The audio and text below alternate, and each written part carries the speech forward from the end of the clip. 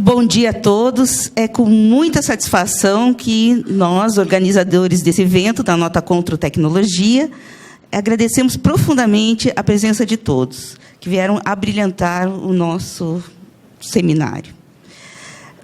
Nós esperamos aqui transmitir tudo que há de mais atual em termos de interpretação das hipóteses de incidência do ISS. E a minha palestra hoje é direcionada aos temas polêmicos sobre o ISS-QN e a interpretação dos tribunais. Nós estamos aí durante um longo período, anos e anos, os tribunais mudando as interpretações com relação às hipóteses de incidência do ISS, especialmente nessas atividades que eu vou abordar hoje. Mas o que a gente tem de bom, e que o Dr. Pascoal Santullo nos transmitiu, é que há uma tendência, sim, de modernização da legislação com relação aos tributos municipais e na ampliação das hipóteses de incidência do ISS e dos demais tributos. E isso nós temos que comemorar. Eu reputo que uma das maiores dificuldades que nós, operadores do direito e componentes dos corpos de fiscalização municipal, nós enfrentamos muita dificuldade no controle dos contribuintes e nessa dura missão de incrementar a arrecadação. E, às vezes, nós nos sentimos assim, desmotivados, desesperados. Por quê? Porque o contribuinte é extremamente criativo. Olha, qualquer oportunidade que ele tenha de enganar o fisco municipal, ele engana, ele faz de tudo para não pagar o tributo. E os tribunais? Os tribunais nem sempre interpretam a lei em benefício da fazenda municipal, ou da fazenda estadual, ou da fazenda federal. Os tribunais, na verdade, eles têm muita dificuldade na interpretação das leis tributárias. Por quê? Porque eles têm a teoria e não têm a prática. E nós sabemos que há um distanciamento muito grande entre a letra fria da lei e a nossa prática diária da missão de arrecadar tributos. Mas o que é importante? É importante o seguinte, que a administração fazendária ela tem muita força. E que é importante, todo mundo tem que se motivar e exercer essa força aqui. Olha, musculatura, pessoal, musculatura, ânimo e enfrentamento ao contribuinte. Por quê? Porque a nossa missão é extremamente relevante, com o fruto do trabalho da fiscalização tributária, da administração tributária, é que as administrações podem, incrementando a sua arrecadação, propiciar qualidade de vida à sociedade. Então, a nossa missão, a missão de vocês, auditores municipais, é muito importante. E isso, vocês têm que exercitar essa força.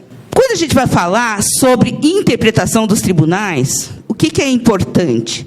É importante destacar o que o Dr. Pascoal Santullo falou.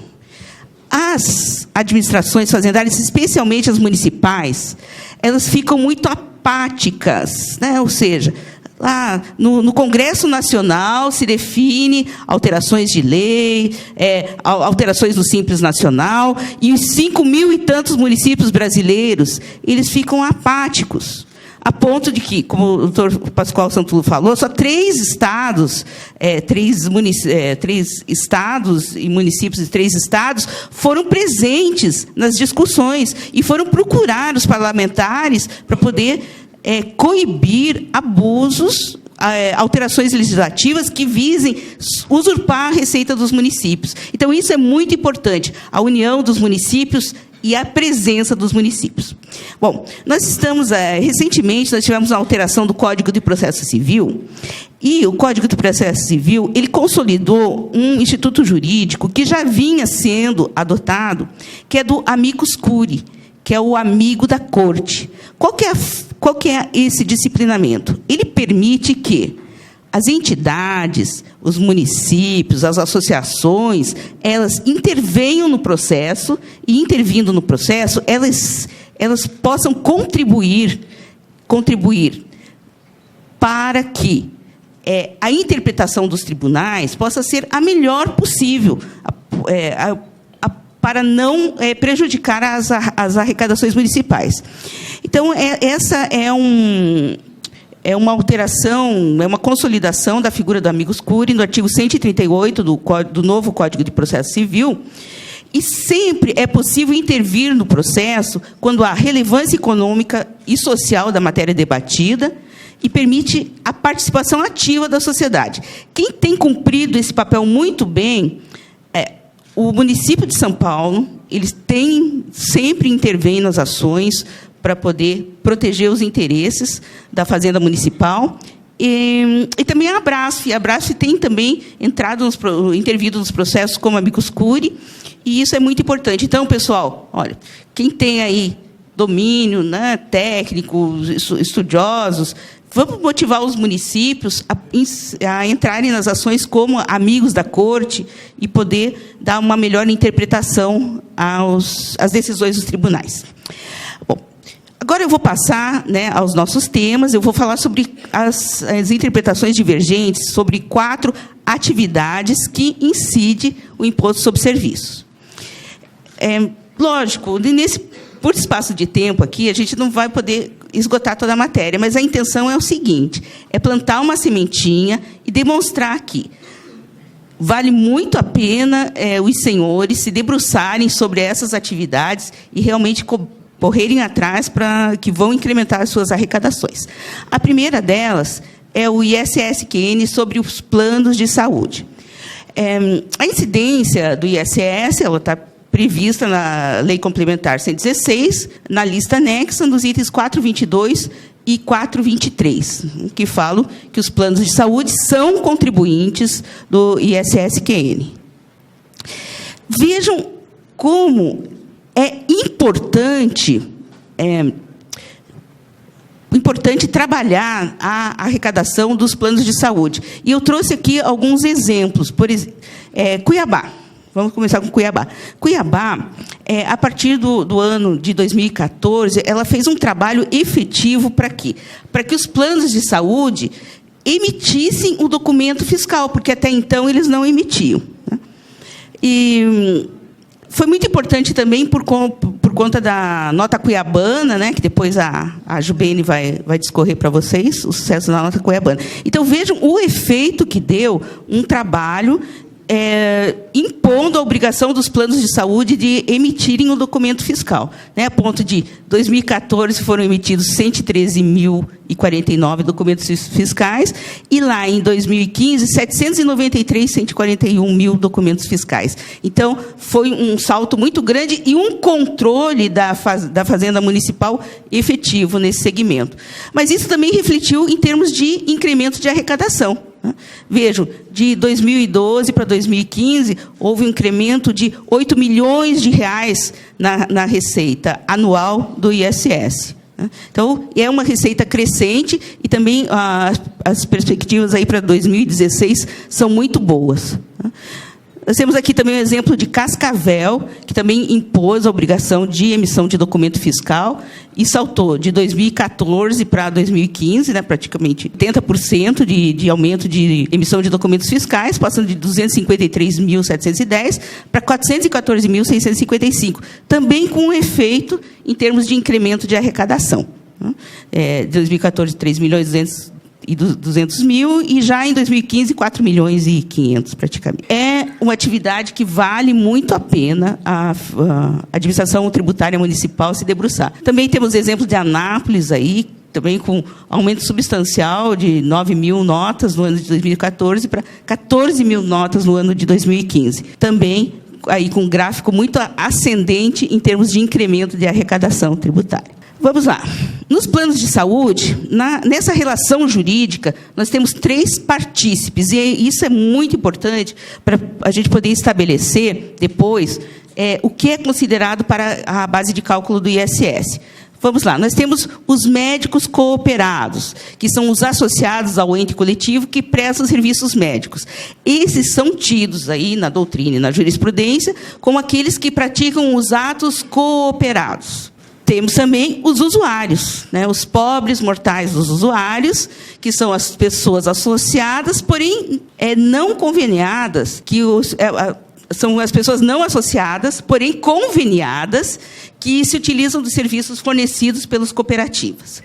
E nós temos também os terceiros, que são as pessoas físicas ou jurídicas que não integram a cooperativa, mas que prestam serviço às mesmas, que é o caso dos hospitais, dos laboratórios, das clínicas médicas de fisioterapia, etc.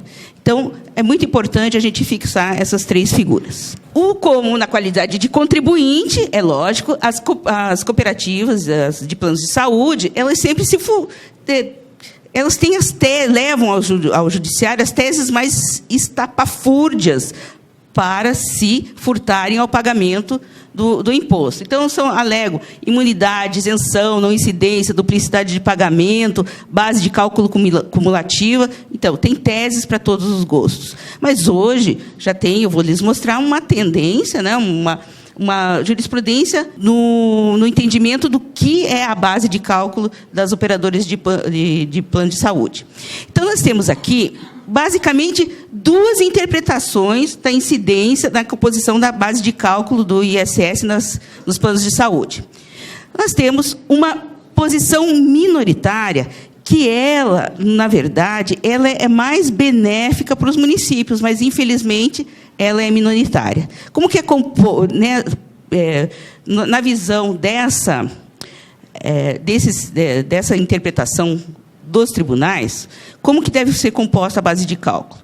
Então, pega-se a receita bruta dos planos de saúde, deduz o pagamento aos médicos associados, que é aquele que praticam atos cooperados, né, que, portanto, não incide o ISS, e aí nós temos a receita bruta menos o pagamento aos médicos cooperados, o estabelecimento da base de cálculo do plano de saúde. Essa, como eu lhes disse, é uma posição dos tribunais, mas é minoritária. E qual é a posição que hoje está prevalecendo? Que é a majoritária, que é menos benéfica à Fazenda Municipal. É essa aqui. A receita bruta auferida pelos planos de saúde, menos o pagamento aos médicos cooperados e menos os pagamentos efetuados a terceiros, com os médicos não cooperados, os hospitais, as clínicas médicas, etc., né, as clínicas de fisioterapia, enfim.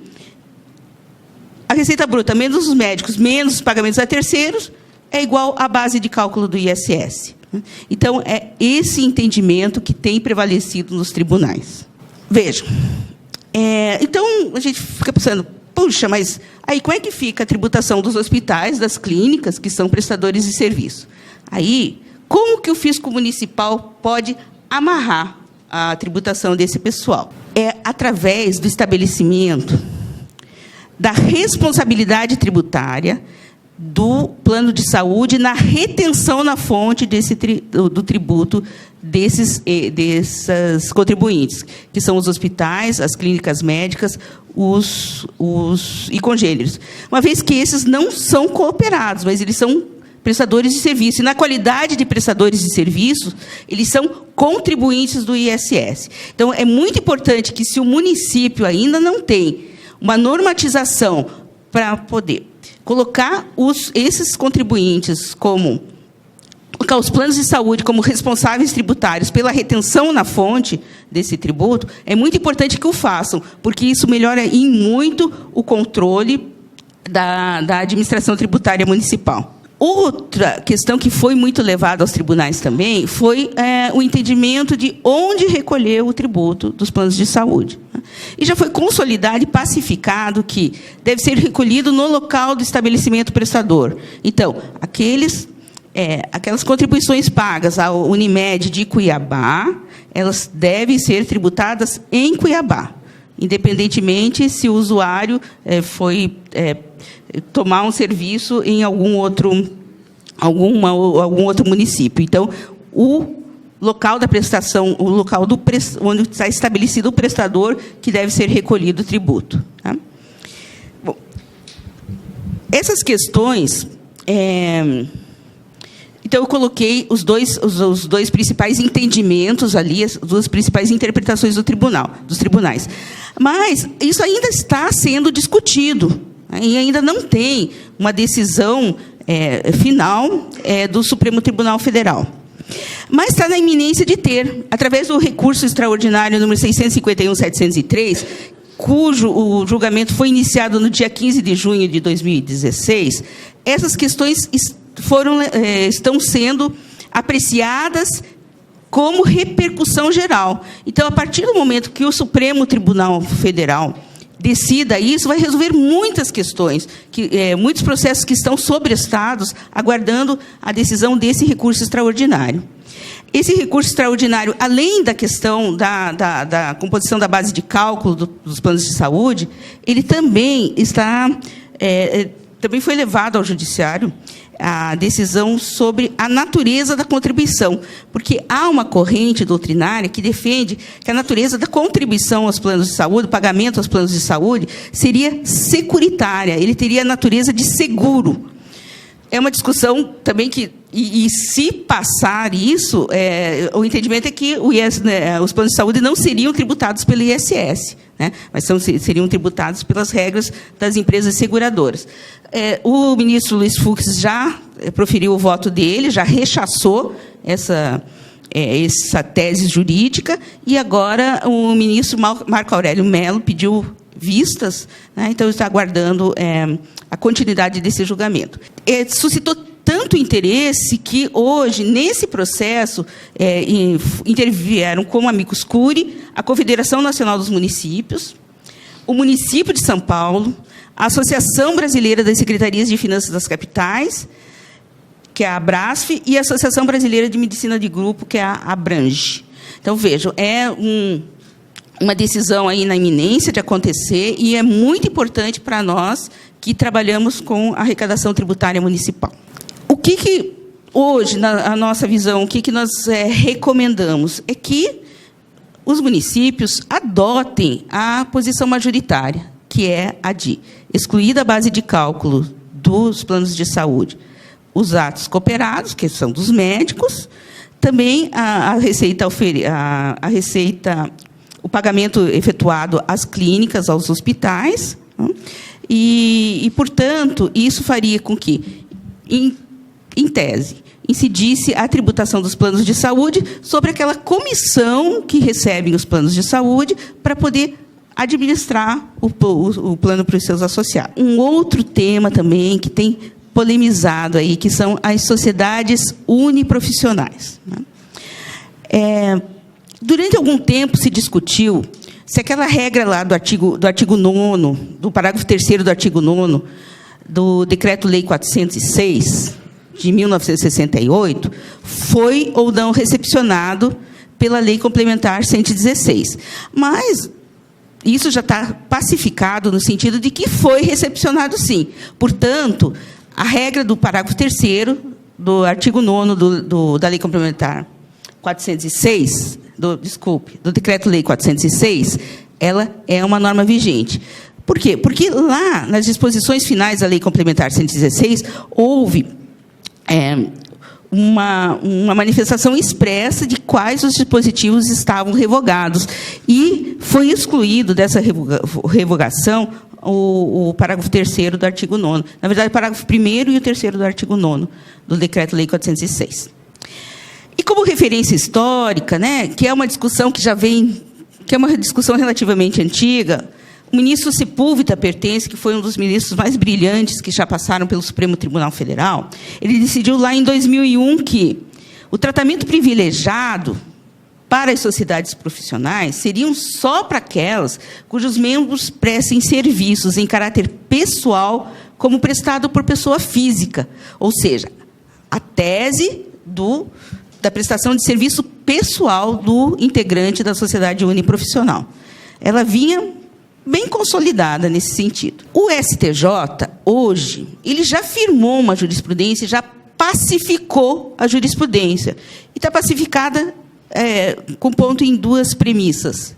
A primeira, Tem direito ao tratamento privilegiado do ISS as sociedades civis uniprofissionais que têm por objeto a prestação de serviços especializados com responsabilidade social e sem caráter empresarial. Ou seja, o STJ definiu nesse sentido de que é muito mais importante a responsabilidade social, né, a responsabilidade perante a sociedade, do que aquela responsabilidade pessoal. Mas sempre destacando que essa sociedade não pode ter o caráter empresarial, ou seja, ela não pode se comportar como uma sociedade que vise, né, grandes lucros, que tenha essa conotação. E outra premissa do STJ, que as sociedades por responsabilidade limitadas, inegavelmente, possuem caráter empresarial, não fazendo jus ao tratamento privilegiado. Então, hoje, né, amanhã, vocês podem voltar, né, aos seus municípios e desenquadrar todas as sociedades limitadas do regime privilegiado. Se forem sociedades uniprofissionais, vocês podem desenquadrar tranquilamente.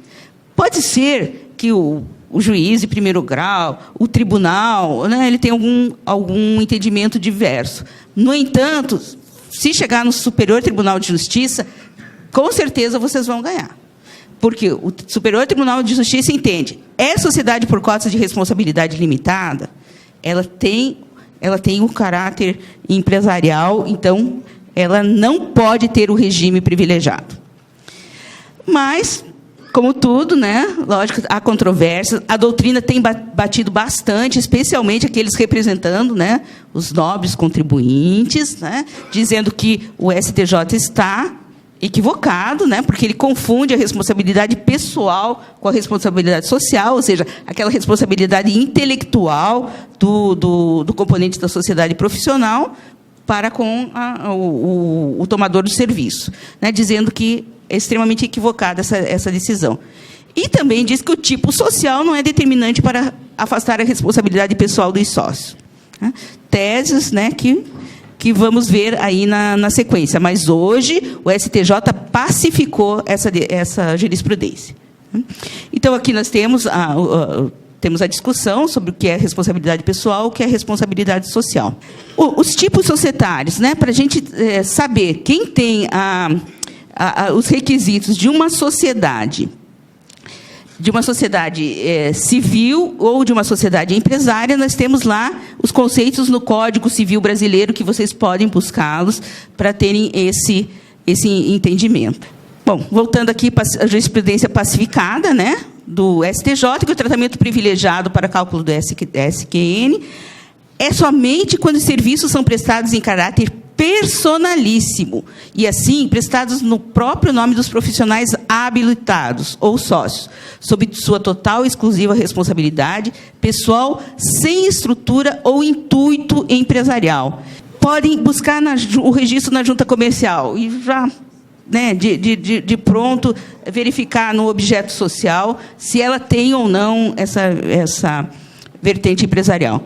A distribuição de lucro aos sócios, o elevado número de empregados, a estrutura física incompatível com a prestação de trabalho pessoal, lógico. Se tem uma estrutura física enorme, por exemplo, um hospital que é de propriedade de uma sociedade uniprofissional que tem 500 leitos. Ora, jamais os sócios vão prestar serviço pessoalmente. Se a sociedade é administrada por não sócio, isso é muito importante para o caráter empresarial. Se a sociedade é regulada subsidiariamente pela Lei 6.404, que é a Lei das Sociedades Anônimas, se a constituição dela jurídica é disciplinada, é regulamentada pela Lei Complementar 6.404, então elas não fazem jus ao tratamento privilegiado. A existência de filiais, sociedade pluriprofissional, se bem que eu já vi aí tribunal decidindo uma sociedade de médico com analista com análises clínicas, assim, mas é bem estapafúrdia mesmo, porque a lei é muito clara que ela tem que ser, a sociedade uniprofissional tem que ser composta por profissionais da mesma categoria profissional, né? E se a empresa aí tem vários departamentos, e se o objeto social contempla a venda de mercadorias, medicamentos, etc. O fiscal aqui ele tem que adotar uma função aí de investigador, né? Ir lá, tirar foto da empresa, né, para demonstrar que ela realmente não faz jus, ela não se realiza mais o trabalho pessoal. Bom, em termos de decisão recentes aqui, são decisões de 2016, consolidaram que a sociedade por cotas de responsabilidade limitada, recolhimento popular fixo, descabimento, ou seja, afastando totalmente o regime privilegiado das sociedades por cotas de responsabilidade limitada. Aqui tem, segundo a jurisprudência firmada no âmbito da primeira sessão do STJ, o tratamento diferenciado dispensado às sociedades profissionais, nos moldes do artigo 9º do Decreto-Lei 406, não foi revogado pela Lei Complementar 116. É o ministro Teori Zavascki, que foi relator desse processo, um ministro dos mais prestigiados aí do Supremo Tribunal Federal. E firmou-se a orientação da primeira sessão da Corte Superior de que as sociedades constituídas sob a forma de responsabilidade limitada, justamente por excluir a responsabilidade pessoal dos sócios, não atende ao disposto no artigo 9º da Lei Complementar do Decreto-Lei 406. Razão porque não fazem jus à postulada tributação privilegiada do ISS-QN. Também uma decisão bem recente, aqui de 2016, no mandado de segurança, nos mesmos moldes. As sociedades civis organizadas para a prestação de serviços especializados com responsabilidade pessoal gozam do regime diferenciado da cobrança do ISS-QN, realizada pelo regime fixo anual. Então, fora desse âmbito aí, da prestação de serviço pessoal e da responsabilidade pessoal, não há que se falar em tributação privilegiada de sociedade uniprofissional. A fiscalização ela tem que fazer mesmo um trabalho de investigação. Por quê? Porque depende muito da consistência das provas levadas ao judiciário. Então, se judicializar e não tiver uma construção de provas muito sólida para descaracterizar essa sociedade uniprofissional como uma sociedade empresarial, para torná-la a caracterização de uma sociedade empresarial, os tribunais aí não têm sido muito sensíveis. Então, olha, pessoal, construam aí provas robustas para poder descaracterizar. E vale a pena, porque é uma receita extremamente interessante, né? Os planos de saúde, quando eu mostrei ali, as fazendas municipais que estão trabalhando a tributação dos planos de saúde, elas têm sido muito bem-sucedidas em termos de incremento da arrecadação própria. Bom, agora vamos passar também para outro tema controvertido, que diz respeito às instituições financeiras. As instituições financeiras, elas estão lá no item 15 da lista anexa da Lei Complementar 116, e tratam dos serviços relacionados ao setor bancário ou financeiro, inclusive aqueles prestados por instituições financeiras autorizadas a funcionar pela União ou por quem de direito. Acontece o seguinte, a primeira grande discussão é o seguinte: será que só os serviços prestados pelas instituições previstos no artigo 15 são tributados pelo ISS? Não são. Já tem uma construção de que também itens serviços contemplados no item 10, que tratam dos serviços de intermediação e congêneres, e também no item 17 da lista, serviços de apoio técnico, administrativo, jurídico, contábil, comercial e congêneros, né, alguns deles também são prestados por instituições financeiras e também devem ser tributados. Então, a gente tem que prestar muita atenção nisso. E a obrigação de pagar o ISS-QN não se limita aos bancos comerciais, porque quando a gente fala em instituição financeira, a gente pensa muito só em banco comercial, e não é isso. Tanto que a lei ordinária número 4.591 de 64, ela relaciona quem são as instituições financeiras e divide em dois grupos: os captadores de depósitos à vista, que seriam os bancos comerciais, os múltiplos com carteira comercial, a Caixa Econômica Federal, as caixas econômicas estaduais e as cooperativas de crédito. E também as não captadoras de depósito à vista, que seriam os bancos múltiplos sem carteira comercial, os bancos de investimento, as sociedades de crédito, financiamento e investimento, né, que seriam as financeiras, as sociedades de crédito imobiliário, as companhias hipotecárias, as associações de poupança e empréstimo, sociedades corretoras ou distribuidoras de títulos e valores mobiliários, as sociedades de arrendamento mercantil, né, as empresas de leasing, as sociedades corretoras de câmbio e as bolsas de valores. Então, veja, todos eles são instituições financeiras e, portanto, são contribuintes do ISS-QN. Como que se controla a tributação dessas instituições financeiras? Hoje, todas as instituições financeiras, elas têm obrigação de declarar o seu movimento contábil para o Banco Central do Brasil através de um plano de contas padronizado, que é o plano COSIF. E no COSIF, o COSIF, esse plano de contas, ele identifica grupos de contas por dígitos. E o que é importante para nós que cobramos tributo de instituição financeira? É prestar atenção em dois grupos, que é o grupo que usa o dígito 5, que trata dos resultados de exercícios futuros, e o grupo do dígito 7, que trata das contas de resultado credoras, que são os dígitos passíveis de ter tributação pelo ISS-QN. Esses dois grupos, né, têm essa vertente. Agora, vamos lá para a interpretação dos tribunais. Tá? O que existe hoje de entendimento consolidado na jurisprudência acerca da incidência do ISS sobre instituições financeiras?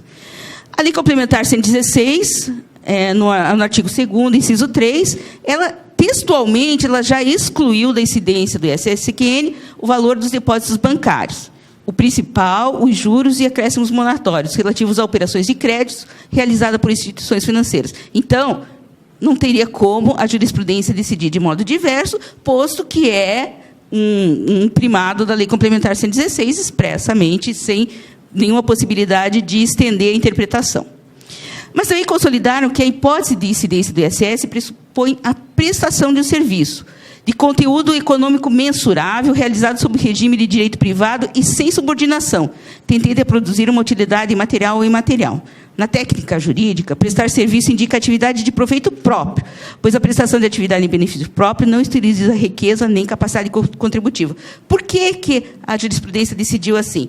Para poder afastar da tributação aquelas contas que são inerentes a procedimentos internos do banco. Por exemplo, quando o cliente do banco vai lá pleitear um empréstimo, um benefício, o banco tem que consultar os cadastros, né, de restrição de crédito. Esses cadastros, normalmente, eles têm um custo para o banco.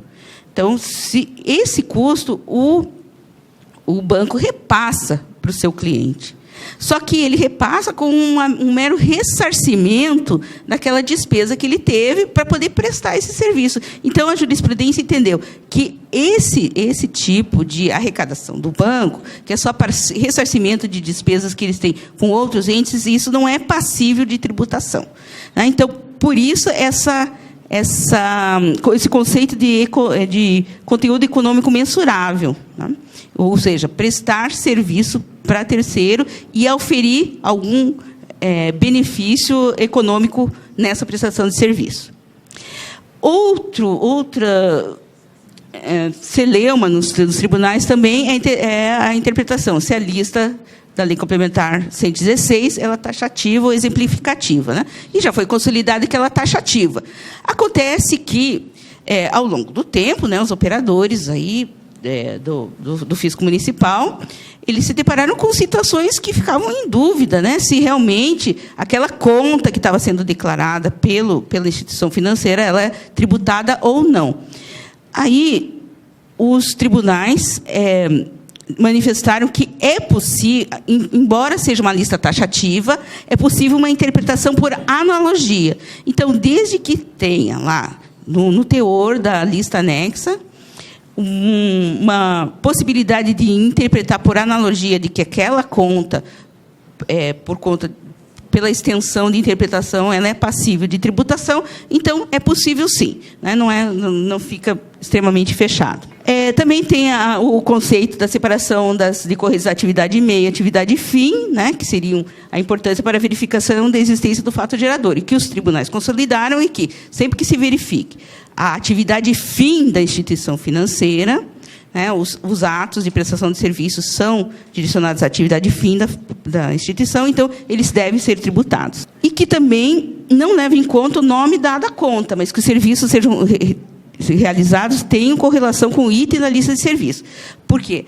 As instituições financeiras, como de resto dos contribuintes, elas não são assim muito sinceras, né, quando elas vêm oferecer a tributação à Fazenda Municipal. Então, isso tem que se tomar muito cuidado. E os tribunais já falaram, não importa o nome que a instituição financeira dá para a conta lá no plano interno dela. O importante é o conteúdo e a correlação com a lista de serviços. E também consolidaram o seguinte, que é muito bom para nós, que cobramos tributos, que é a cobrança da tarifa. Da cobrança da tarifa, aquela tarifazinha, o banco coloca na nossa conta lá, todo mês, né, aquele pacotezinho, que os tribunais já consolidaram que sobre essa tarifa incide ISS, porque essa tarifa é constituída para isso, para a prestação de serviço pelas instituições financeiras aos seus correntistas. Essa daí é a conta mais fácil da gente levantar. Então, temos também as decisões aí que já começam a se pacificar, né?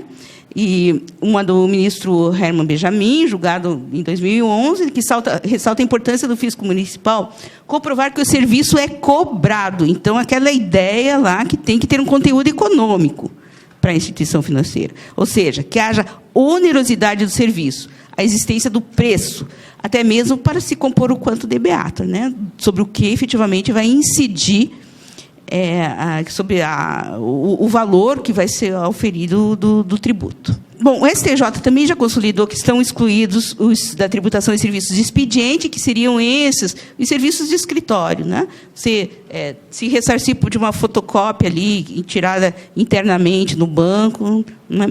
esse tipo de receita. Bom, o que é relevante destacar que algumas questões ainda carecem de decisão pelos tribunais superiores. Por quê?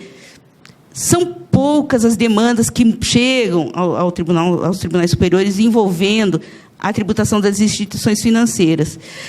Como que a gente identifica isso? Identifica pela dificuldade que as administrações tributárias municipais têm de fazer a fiscalização das instituições financeiras. Por quê?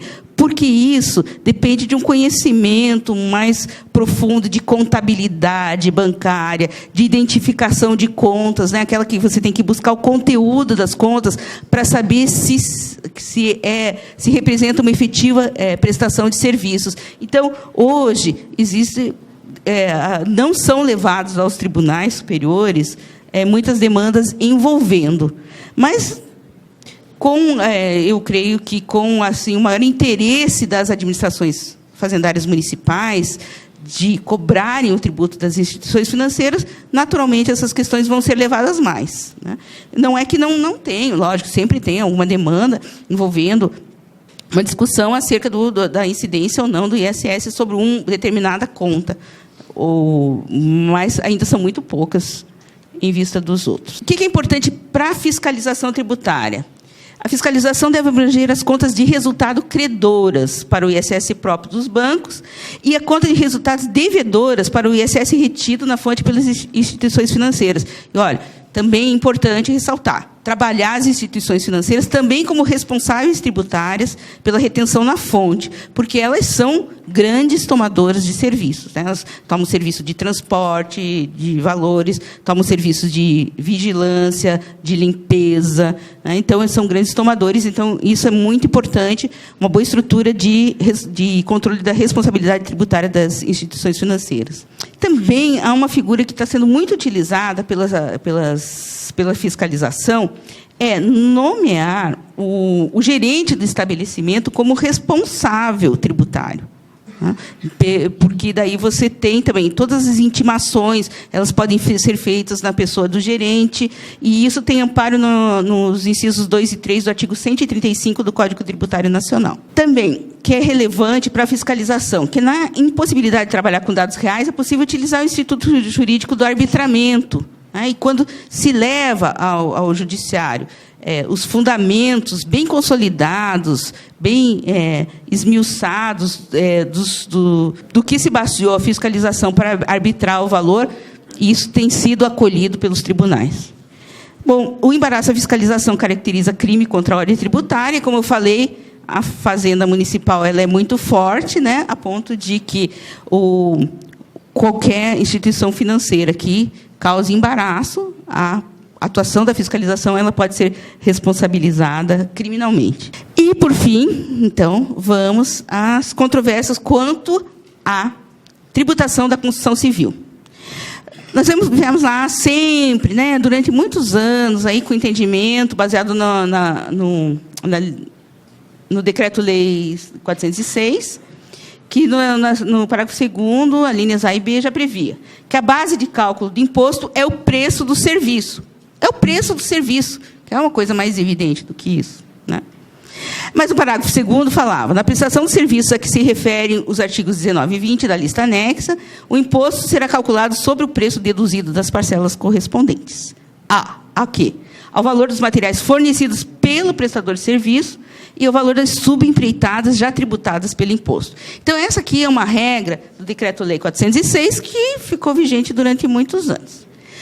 E, quando veio a Lei Complementar 116, ela reproduziu o mesmo dispositivo, lá no artigo 7º. A base de cálculo do imposto é o preço do serviço. Parágrafo 2º. Não se inclui na base de cálculo do imposto sobre serviço de qualquer natureza, o valor dos materiais fornecidos pelo prestador de serviço, previsto nos itens 7.2 e 7.5 da lista de serviços, que são as atividades inerentes à construção civil. E quando ela vai lá reproduzir o texto dos itens 7.2 e 7.5, o que fala lá a lei? Que a execução por administração, empreitado, subempreitado de obras, ou seja, toda a caracterização da atividade da construção civil, ela deve ser tributada, exceto o fornecimento de mercadorias produzidas pelo prestador de serviços fora do local da prestação dos serviços, que fica sujeito ao ICMS. Da mesma forma, no item 7.5 também. A mesma ressalva que a reparação, conservação e reforma de edifícios, estradas, pontes e portos e congêneres são tributados, exceto o fornecimento de mercadorias produzidas pelo prestador de serviços fora do local da prestação de serviços, que, nesses dois casos, aí ficam sujeitos ao ICMS. O Superior Tribunal de Justiça, com o advento da 116, ele começou a prolatar as decisões. E as decisões do Superior Tribunal de Justiça era de que os materiais integravam a base de cálculo do ISS, não havendo que se falar em dedução, a não ser na única hipótese prevista na ressalva constante do subitem 7.2 e 7.5, que seria os materiais produzidos pelo prestador fora do local da prestação de serviço. O STJ vinha, e a gente faceiro, né, com essa decisão, né, tributando 100% da construção civil, muito tranquilamente. Até que o Supremo Tribunal Federal, também em repercussão geral, nos recursos extraordinários 599, 582 e 603, 497, deu um entendimento diferente e passou a admitir a exclusão do valor dos materiais para a composição da base de cálculo do imposto. Então, realmente, com essa decisão, aí, o Supremo Tribunal Federal jogou um balde de água fria em nós, e o Superior Tribunal de Justiça mudou o entendimento deles, porque são decisões julgadas em repercussão geral, né, e, portanto, elas se tornam obrigatórias, e o Superior Tribunal de Justiça, mudando sua orientação, e hoje encontra-se pacificada a matéria, ou seja, os materiais devem ser deduzidos da base de cálculo da construção civil. Então, realmente, não é decisão pacífica e, infelizmente, só nos resta cumprir. Lógico, nós temos agora, né, uma possibilidade, que é com a PLC, número 385, que já passou na Câmara dos Deputados, no sentido de voltar à regra de tributar a construção civil integralmente, sem a dedução de materiais. Mas, como tem, né, como a gente sabe, o lobby das construtoras é muito grande e, infelizmente, a gente tem a preocupação de que no Senado Federal isso não se sustente. Mas, se sustentar, Ótimo, vai voltar, então, a regra de que não se pode deduzir materiais. Bom, inconformismo com a jurisprudência pacificada, lógico, né? A gente tem que brigar mesmo por isso. E a grande dificuldade dos municípios é estabelecer critérios para essa dedução, porque muitos editaram regulamentação específica justamente para disciplinar isso. E é muito interessante para que as fazendas municipais tenham o norte, que elas tenham regras para poder disciplinar como que vai ser feita essa dedução, para ela não ser feita assim a bel prazer, né? E os municípios acabem perdendo receita. Há uma absurda proposta de súmula vinculante, ela já foi provocada, ela já está tramitando no Superior Tribunal de Justiça, e essa proposta é da proposta da súmula vinculante número 65, onde pretende, lógico, os lobbies das empresas de construção civil, que se edite uma súmula no seguinte sentido: não se inclui na base de cálculo do imposto sobre serviço de qualquer natureza o valor dos materiais adquiridos de terceiros e empregados em obras de construção civil pelo prestador de serviço. Olha, é um absurdo, né? Eu já falei, essa proposta de súmula vinculante. E ela tem enfrentado uma resistência muito grande da Abrasf, e aqui a gente tem realmente de reconhecer o esforço da Abrasf. Enquanto, como bem observou o doutor Pascoal aqui na palestra dele, os municípios ficam meio apáticos, né? Porque se eles se unissem, né, se os 5.000 e tantos municípios, e fossem brigar pelas suas arrecadações, né, nós teríamos um cenário totalmente diferente. Mas, então, pelo menos a Abrasf, ela tem feito esse papel, e ela tem feito um trabalho muito bom. Nesse proposta de súmula vinculante, ela interveio no processo, fez um parecer tecnicamente muito, muito bom, denotou muito estudo, e pediu o sobrestamento do feito por questão de ordem. Então, hoje, esse processo ele está sobrestado, e vamos ver, vamos torcer para que essa súmula não seja aprovada. Porque hoje a atividade de construção civil é, sem dúvida, uma das maiores arrecadadoras nos municípios. Então, olha, vale a pena brigar e vale a pena se debruçar pelos interesses na arrecadação dessa atividade de construção civil. A minha proposta, sim, foi só passar para vocês, e de uma forma até muito reduzida, mas são assuntos muito polêmicos que, apesar de uma jurisprudência pacificada, tem aí, como no caso da construção civil, aí um norte, com a alteração da Lei Complementar 116, e eu creio que nós temos muito a evoluir em termos de legislação, em termos de normatização.